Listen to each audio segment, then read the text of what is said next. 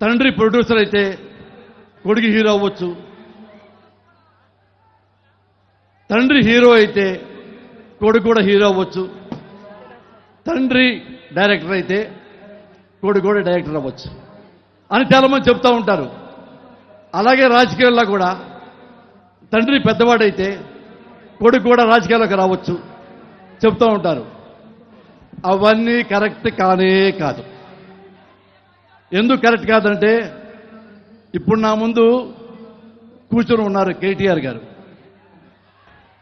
చాలామంది అనుకుంటారు TRS party పెట్టిన తర్వాత కేసీఆర్ గారు పెద్ద లీడర్ కాబట్టి, తెలంగాణలో one of the best leader కాబట్టి, ఇంకా ఓన్లీ బెస్ట్ లీడర్ కాబట్టి కొడుకు ఈజీగా ఎంట్రీ అవుతుంది అని. కానీ చాలామంది తండ్రులు ముఖ్యమంత్రులు అయిన తర్వాత వాళ్ళ కొడుకులు ఏమీ కాల. కేసీఆర్ కుమారుడు కేటీఆర్ మంత్రి అయ్యాడు అంటే కేసీఆర్ గారి వల్ల కాదు.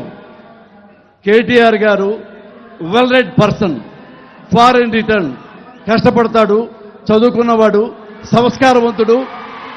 ఎప్పుడు ఏం మాట్లాడాలో, ఎక్కడ మాట్లాడాలో సందర్భం ఎరిగి కేసీఆర్ను మించిన తాకున్న మనిషి కేటీఆర్. అంతేగాని వాళ్ళ నాన్న ముఖ్యమంత్రి కాబట్టి ఈయన మంత్రి అవ్వాల. అలాగే మా సినిమా ఇండస్ట్రీలో కూడా